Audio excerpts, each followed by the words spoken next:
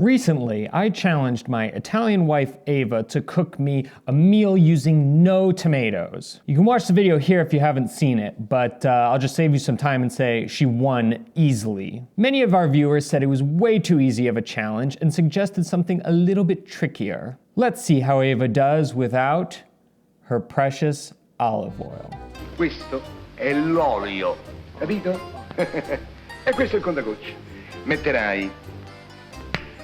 Metterai 10 gocce per ogni bistecca. You hear that, Ava? No olive oil today. You're asking me to cook Italian food without olive oil.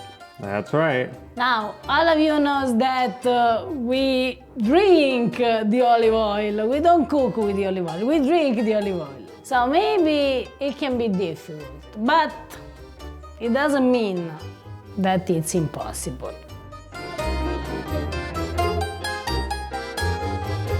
I'm going to start this challenge cooking a pasta dish, and I'm pretty sure that nobody of you saw this pasta dish without olive oil.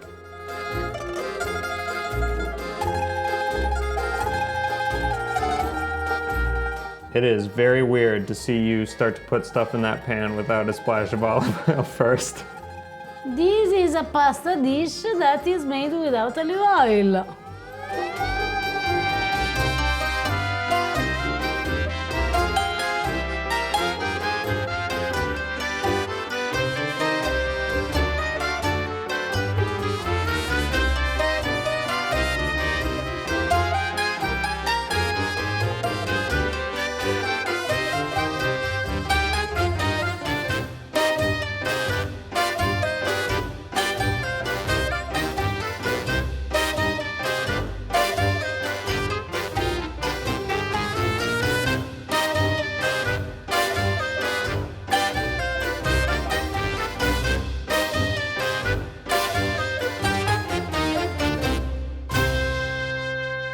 When I conceived of this challenge, I wasn't expecting you to just make a dish that requires olive oil, but then just skip it. This is an actual recipe, traditional Italian recipe. It has a name.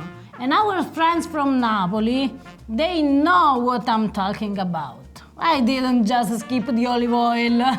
This is a real dish, and it's a tomato sauce without olive oil. It's called spaghetti alla tavernara. It is part of the traditional recipes from Napoli. I didn't invent anything here.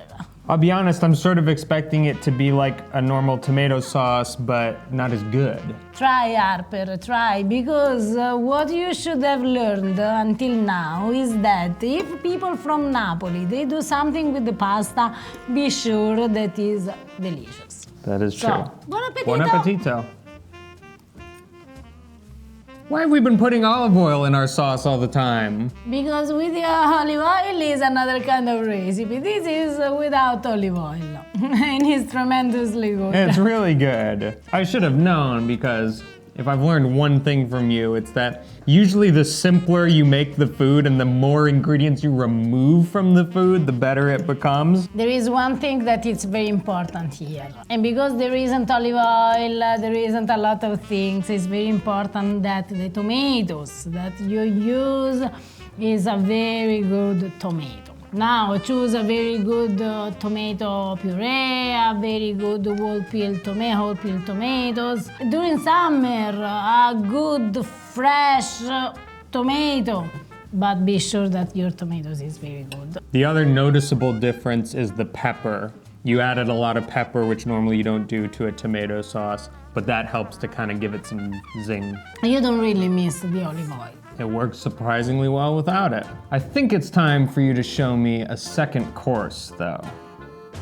The second dish comes direct from the north of Italy, and this is pretty easy for me to cook without olive oil. And why? Because they use a lot of butter instead.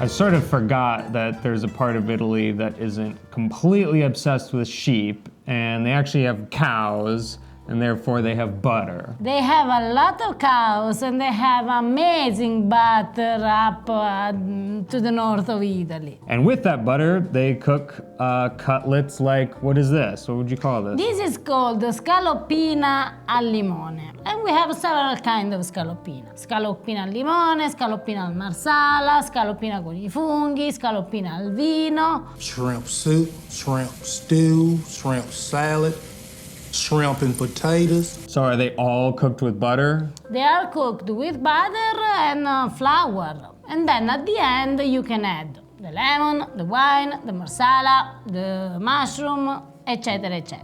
That's about it. Buon appetito. Buon appetito! I like the lemon. Scaloppina al limone is always very good. When I was at the university in Rome, a good friend of mine, she always invited me for dinner at least once a week. And she always made for me scaloppina al limone. And the way in which this lady made scaloppina al limone, nobody else in all the world. And how does this one compare? No, nothing, nobody can beat her. No? No.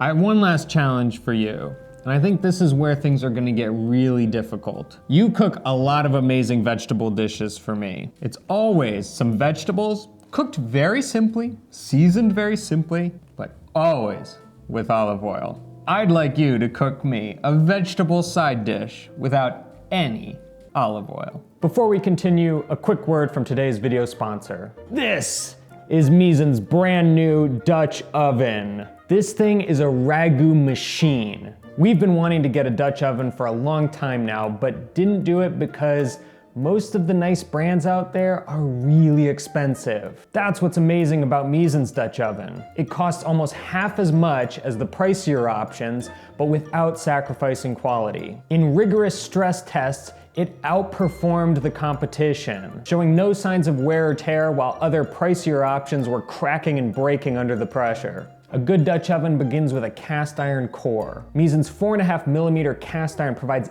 even better heat retention than those overpriced options. Part of the reason they've been able to keep the cost down is that they've developed a new robotic system, yes, robotic system, for applying 4 layers of enamel instead of the traditional hand-dipped method. One of our favorite features of the Miesen Dutch oven has to do with the lid. Because as you can see, it's a grill, and I can use it for fish, for meat, for vegetables. I really love it. Visit the link down in the description below and use promo code MAMMAMIA for 20% off your first order. Once again, visit the link down in the description below, use promo code MAMMAMIA to get 20% off your first order. A big thank you to Miesen for supporting the show.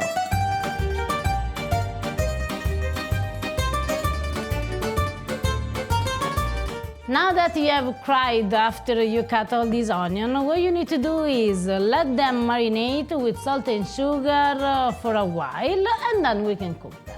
This dish is from Emilia-Romagna. Now I'm pretty sure that all of you knows how much people from Emilia-Romagna love pigs. Think mortadella, prosciutto di Parma, cotechino, and so on and on and on. So that's why people from Emilia-Romagna, they prefer to cook their food with lard instead of olive oil.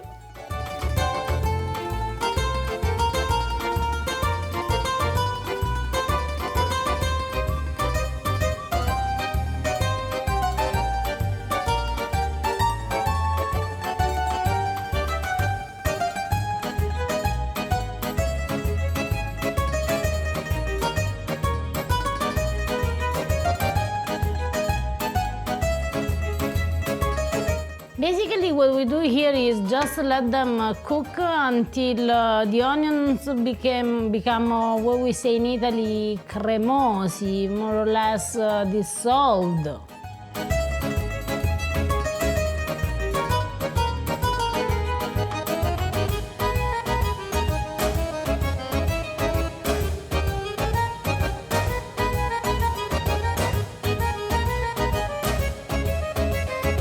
So the point of this video was supposed to be about you cooking without olive oil, but it could just as easily be a video about incredibly simple Italian recipes that require very few ingredients. This is one of the traditional side dish from Bologna. The name of this dish is frigione, and it's made with lard, tomatoes, and onion. That's it. And it can be eaten in winter, hot or warm, but also in summer, completely cold. So if you make a bunch of it and you want to eat the day after, you can, without reheat it, just take and eat. I should have known the lard would come out at some point. Nowadays, they change. Most of their traditional food is cooked with olive oil because lard sometimes is not completely healthy. But it's also real that when a dish is cooked with lard, it has another taste. Okay, so Harper, we need to try it. You got some bread? Why not? Buon appetito. Oh, that is so good on bread. Oh yeah. It's also so good by itself. The onions became so sweet. Yeah, it kind of reminds me of like a Genovese sauce. Would you ever like make pasta with this? Don't say that, because our friends from Bologna can kill you for this. Never put frigione on pasta. But then there is someone who makes this. But don't tell them. We promise people from Bologna that we're not about to end this video and go cook some pasta and put some of this on. We promise. Well, it was surprisingly easy for you to cook without olive oil. Harper, you should know that the good olive oil is something pretty modern, like 3-4 centuries ago, no more. Because before, for example, in Calabria, we used our olive oil to turn on the lamp. Really? See, so it's pretty easy for Italians to cook without it, because it's not that we cooked always with olive oil. No, most of the time maybe we cooked without. Guys, we hope you enjoyed this video. If you did, give it a thumbs up, hit that subscribe button if you haven't already. All of these recipes are super simple to make. Anyone can make them. So we'll put the recipes down in the description below. We highly recommend checking them out. And please send us a picture on social media @PastaGrammar if you try them. We'll see you guys next time. Ciao. Ciao.